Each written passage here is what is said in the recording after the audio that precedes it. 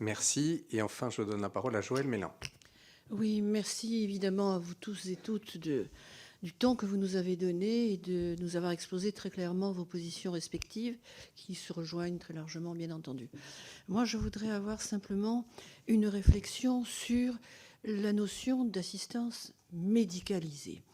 Pour avoir eu un parcours médical comme M. Hanoun, Mme Moati, M. Rousset, et travailler en milieu gériatrique longtemps, à une période où on était, entre guillemets, sans filet, hein, et on faisait au moins mal avec les éléments du moment, et toujours, je crois, dans le respect des familles, des patients et de leurs demandes, en faisant bien attention à ce que disait la bouche, en disant faites quelque chose, docteur, et les yeux qui disaient tout le contraire, ce qui n'était pas très facile, même lorsque la conscience commençait un peu à s'échapper, nous pose la question de la place des soignants dans ce processus.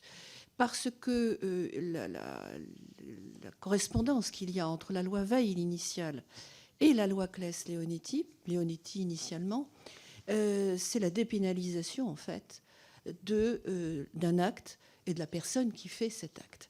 Donc effectivement, il fallait, là c'est un peu l'ancien expert judiciaire en matière de responsabilité médicale qui s'exprime, oui, il fallait un cadre et ces cadres sont les bienvenus. Oui, Monsieur Sérignac, ces cadres doivent être les plus clairs, les plus brefs et les plus, comment dirais-je, maîtrisables possibles, sans ouverture à des dérives potentielles, un petit peu comme on le voit avec le délit d'entrave qui est venu dépénaliser des personnes qui pratiquent l'acte d'interruption prématurée de grossesse et venir pénaliser le père biologique d'un enfant potentiellement à naître. Donc on arrive à des décalages qui sont, bien entendu, à prévenir. Moi, je voudrais être extrêmement alarmiste, j'ose dire, sur la place des soignants. Ce n'est pas aux soignants d'aller loin, y inclus quand on pense à la fin de l'alimentation ou de l'hydratation, qui sont quand même, nous on le sait, même dans le cas de personnes en coma autres que vigiles, c'est quand même très nociceptif. Enfin, je veux dire, c'est quelque chose qui est parfaitement reconnu. Donc, la place des soignants doit être vue, doit être limitée au maximum.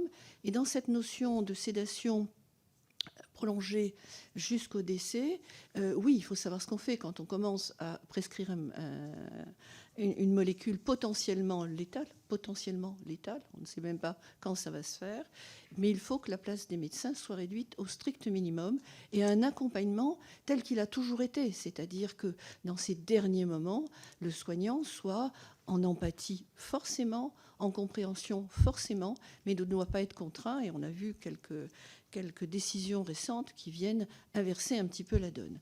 Donc, merci de tous vos propos et peut-être rappeler ici que la place des soignants doit n'être que celle d'un accompagnement minimal pour permettre qu'une collégialité puisse aménager tout cela.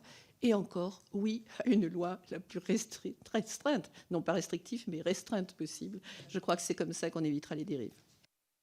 Merci. Alors, je vais donner la parole à chacune des 4 obédiences. Je vais, pardonnez-moi par avance, être très directif, puisque ça sera aussi la conclusion de chacune et de chacun d'entre vous. Donc, je donne 3 minutes à chaque obédience pour prendre la parole et pour conclure.